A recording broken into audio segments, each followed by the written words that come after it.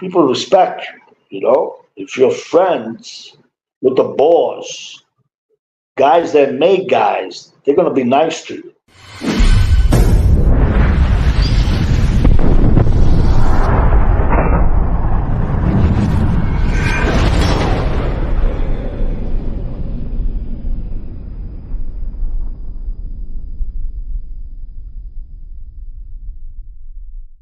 Welcome to this episode of Chatting with Staxx. I'm your host, Bill Staxx, and today I got Gino. Gino's in the book. That's the name that I'm using in the book because I wrote the book. So if I wrote it as a Giacomo Jack, that's my real street name. You know, Jack. Most of the people know me as Jack. Jack. Yeah. And the book is Gino. So I got three names: Giacomo, I got Gino, and I got Jack. Jack was the official name, my street name, Jack Amato, that everybody knew me, you know. They could pronounce at the beginning Giacomo. So to make it easy for everybody, I chose Jack. And they used to say to me, "What kind of Italian name is that, Jack? You're not Italian." You know? So that's how we got to start with Jack. But then when I retired, I had to change everything back because, you know, my citizenship was Giacomo, and my social security was Giacomo. So I had to go to the original name. So when I wrote the book, I started writing the book, my brother's family, don't you dare use Amato, you know what I'm saying? But that name, Leno, Gino Leno, Nino Leno, that was my father's nickname. You know, that's how everybody had back then. I think some people still do now, no? Yeah. You know, you have a nickname. So I'm an immigrant. I came here when I was 12 years old. You know, I didn't know nothing about America, but I knew a lot about Sicily. You know, the people, the tradition, the roots, you know, the mafia. I don't know if you ever heard of Torito Giuliano.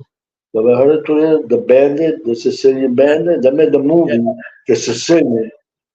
I was not far away from them. You know, Carlo Gambino was next to my town. He was born in Torretta. So everything was about, you know,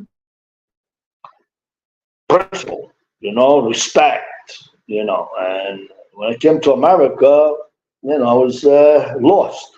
I was 12 years old. Like, what did you know at 12 years old? What kind of information did you know about these people? Okay, well, I work at the barber shop because, you know, when you're in the old country, 12 years old, 11 years old, you're already a teenager. You're not like, you know, the way over here, you're 21 years old, they treat you like a baby, you know, you're still a kid.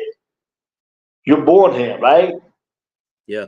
You're born in America, so you're a young guy, you know, you're not old. So even back then, even though we were talking about in the mid 60s, you know, kids go to work at 15 years old, you know, 16, you know.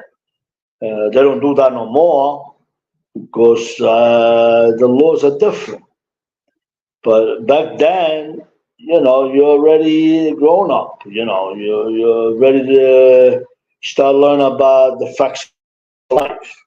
Back in Sicily, you're already learning, you know, as a young boy, 9 years old. I was going, you know, in the mountain with my friends and go to the sea, swimming, you know, play hooky and, you know, gamble, you know.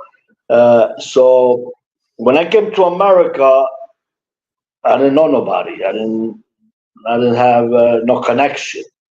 When I started school, that was in 1965 in January. You know, I went to the school was right in the middle between three neighborhoods: the project, and the Columbus Street, which is the docks, where a lot of Puerto Ricans work there, you know. And where I was more like Italians, real Italian. So, but I didn't belong to none of them. So when I started school, I'm the immigrant, I'm the an alien. And us few kids that were learning, to learn English, when we walk the hallways, we get picked on. Now, I was a fighter from, since I was a baby. I always liked to be a hero, to be Hercules, you know what I mean? Strong. Yeah. That's how I grew up. The kids today, they watch wrestling, right? Yeah. But that's all, me, it was about being a hero. So when I started school, I would see other kids getting picked on, that didn't speak English, and I would get into fights, try to, fight the bullies. And I would get in trouble. And then the group, they were called third place boys. They were white, right? And they used to fight with the blacks and the Spanish. They liked me. They say, they wanted me to join with them. They invite me to parties. We play with the girls. So I got involved with them. They used to go steal cars. I didn't do none of that. I didn't believe in it, but I liked it. Whatever they did, they smoked pot, drinking, partying, go dancing, because you used to have the churches throw school dances, like What's That Story? You ever see that What's That Story? Yeah, yeah. All right. So that was the theme that. And then in the neighborhood, there were the Gallo brothers. So I went to school. My father put me work in a pork store, to keep me off the streets, learn the business. And I would deliver food to the Gallo brothers. But I didn't. I was a kid, you know what I mean? Hello, Yeah. they get a joke here, there. Iliano, Joe Gallo. Yeah, the midget there, they had a line. I don't know. Nobody talks about the line. They had a line about, they made the movie, the gang that can shoot straight. They made a lot of your movies there. Anyway, so I was in Brooklyn for 4 years. By the time I got to 16, I learned how to make pizza, So my father wanted to open up a pizzeria because he was a man of principle, a man of respect. He was a fisherman. He was him and his brother, they were leaders in the Brotherhood of the Fishermen. So they were tough, They nobody messed with them because they have weapons too, You go fishing, you got all kinds of weapons. You also got, guns, everything. They kept the distance from that. Everybody respect each other. So when we came in America, my father knew that there could be an opportunity for me to get in trouble, with gangs or other people try to recruit me.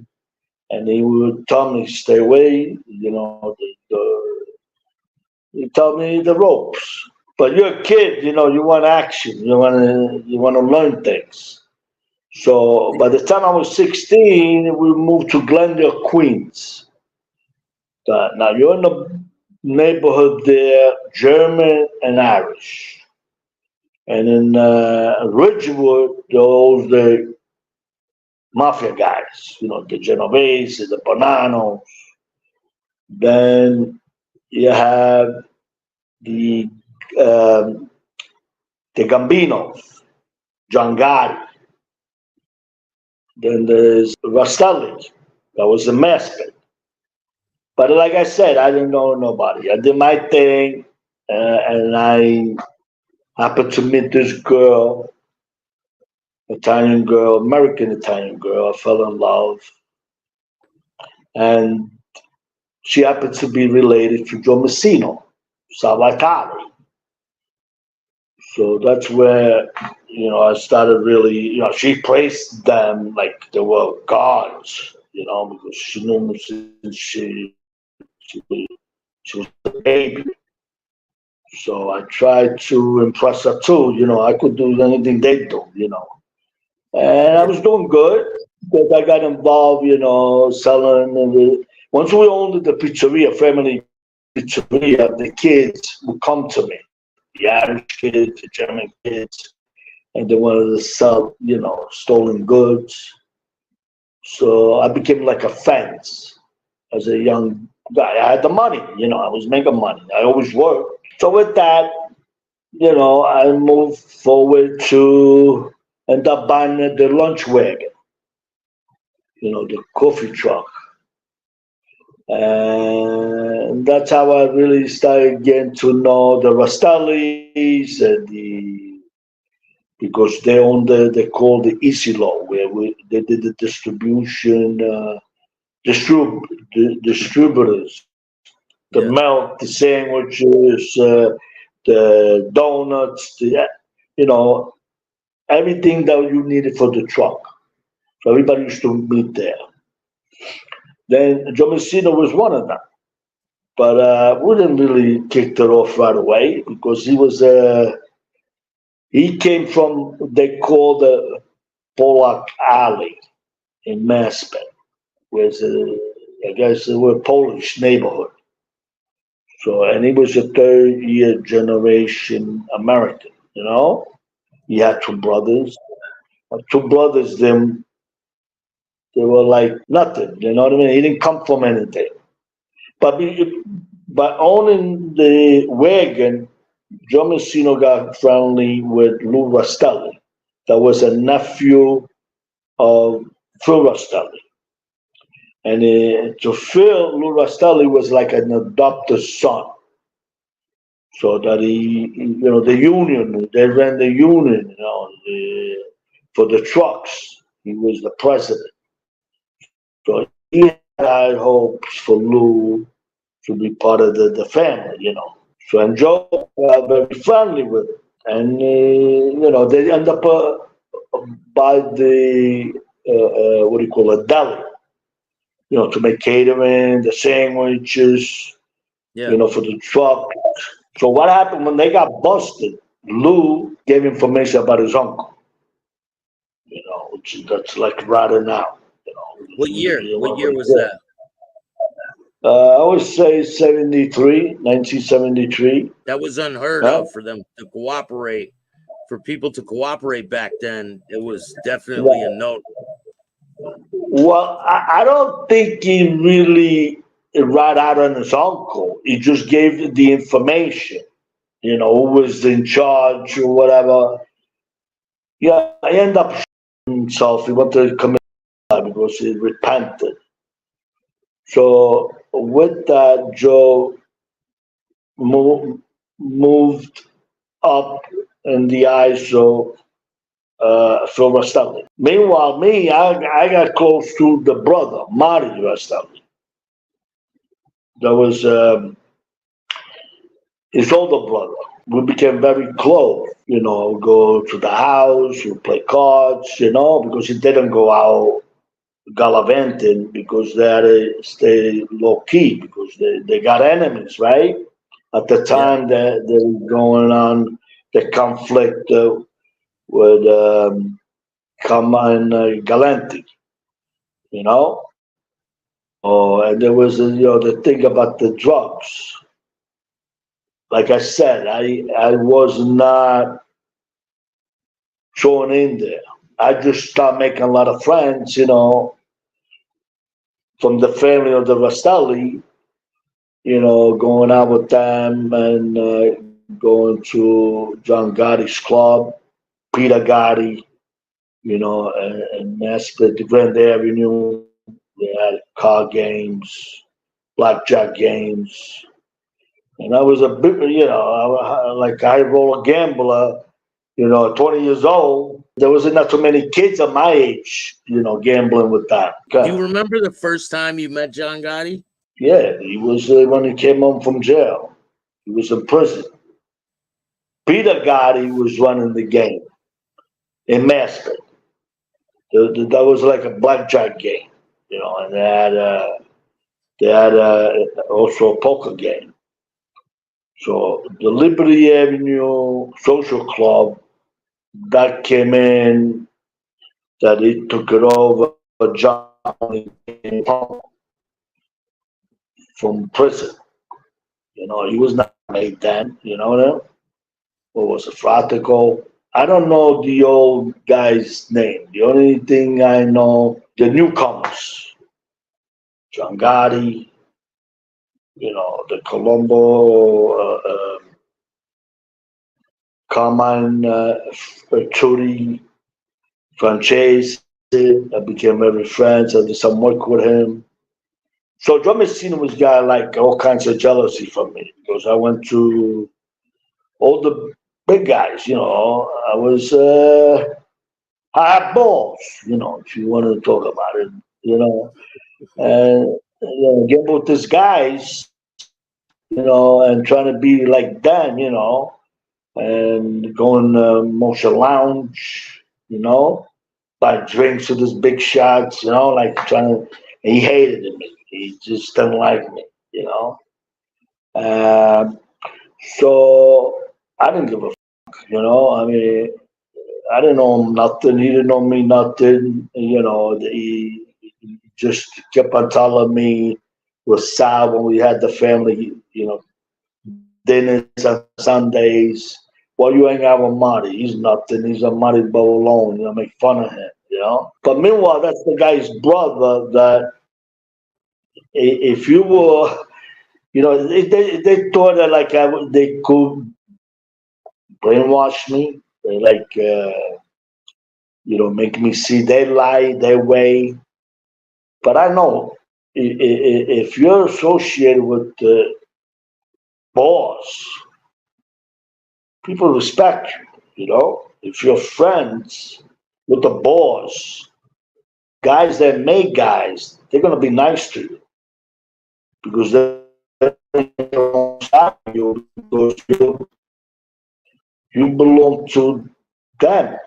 So anyway, I ended up getting shot. Working on my lunch wagon. The vow I bought, it was there was one stop right off, which would say whatever Boulevard, close by, but it was more. It was in the middle village, but by Woodhaven, that they had this factory that recycled foam. So they used to get the prisoners to come and work there. A half warehouse. Yeah. And they used to be, then they go to work, then they go through the warehouse, the half warehouse, rehabilitation, I guess. They're on probation to, if they're good, they get a, what do you call it, release from it, After you did your time, they give you this program. They call a paymaster come in with a suitcase full of money to cash their check. Like a cashier check. Check cash in person. Right. And he had a bodyguard with a gun. So the thing was that it was well known that these things was happening. I don't want to get too much with it, but the guys that told me the row, he always was in trouble with cash, and he was really deep in debt with Joe Messina because he was just starting out, shy money, numbers, everything. So he had to prove himself that he don't, if you don't pay him, he's going to do something about it. I think the guy gave him the information, So as I'm working the route one Friday, I told, I came home and told my wife, we're going out to eat, Cross Bay, and we're ready. She was pregnant. She my first baby coming. These guys came in, from the back room, from the front room, shooting the gun in the air, because there was 80 people working. And just intimidate everybody. We had got shot. But one guy grabbed me, because sometimes I used to carry a piece, a 32 caliber. So they grabbed me. I couldn't understand why they picked me out of the guys, I was there with my changer to collect the credit that I gave them. The guy grabbed me by the hair, because at that time we were like hippies a little bit. You know what I mean? Yeah. So I tried to get loose, walk away, and boom, I got shot.